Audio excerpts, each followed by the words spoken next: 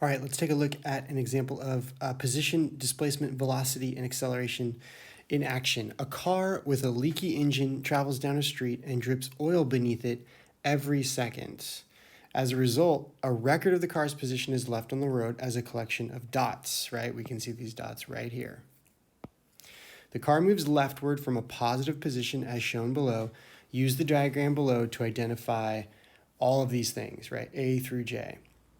So the first thing that we want to do in this motion diagram is to actually label on the diagram the times and the positions at each dot, okay? So we have the starting position here, 0 seconds, and then this must be 1 second later right here. So this would be t equals 1 second.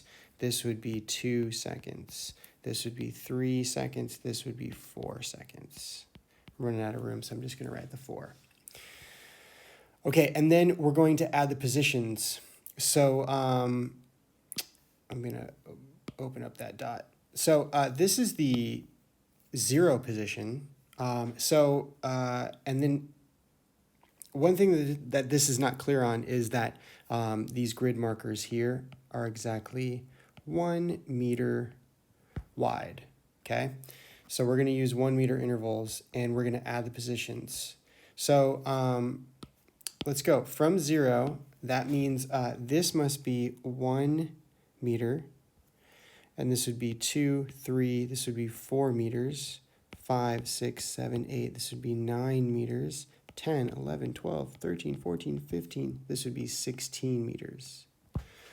So now we have the time and the position at each dot.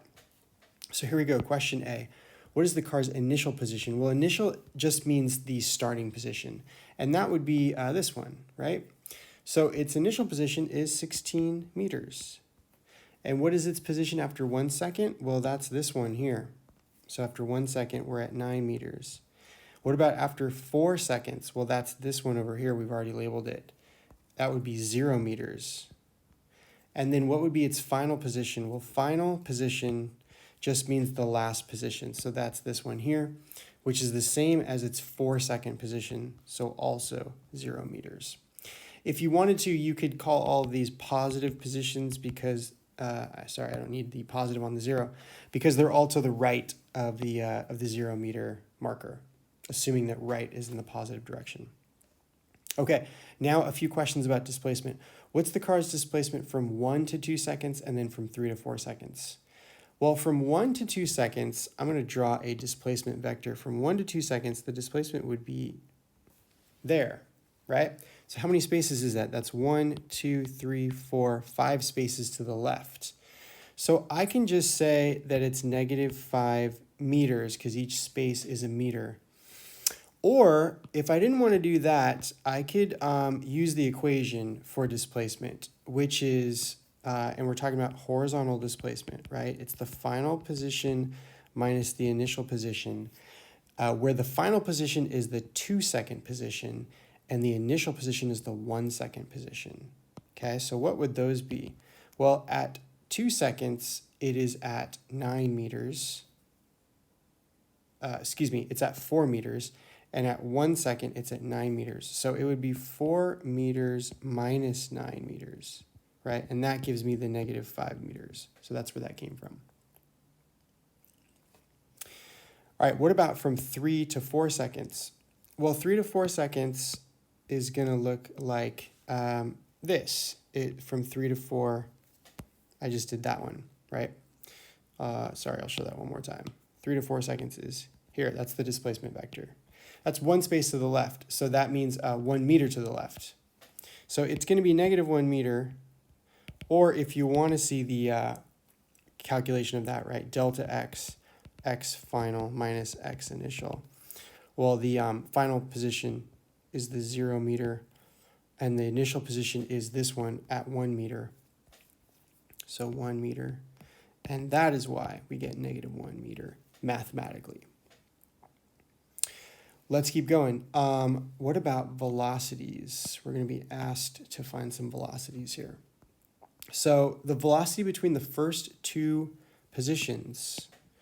Okay, so I'm going to change colors to indicate that we're doing a new kind of vector. So between the first two positions is these two.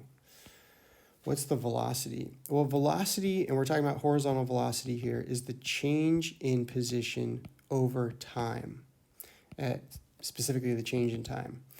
Well, the change in position is going to be the 9 meters minus the 16 meters. I'm getting those from here, 9 and 16.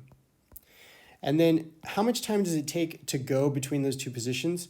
Well, it takes exactly 1 second, right? And so the final time is 1 second. The initial time is 0 seconds. So 1 second is the time interval.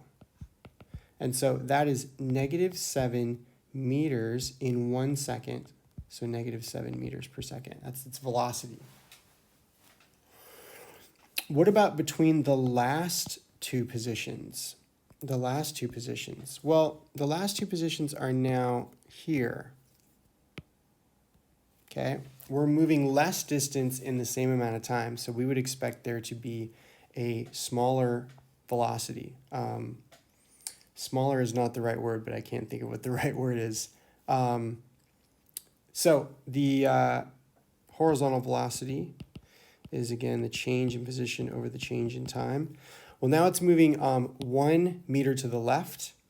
So I can either just say -1 meter, or if I wanted to calculate it out, the final position is 0 meters. The starting position is 1 meter. And it's doing that also in 1 second. So that's -1 meter per second. All right. What about the car's average velocity? We're here, the average velocity during the whole trip. Well, average velocity is the total distance divided by the total time. I'm going to call that V average. Is the change in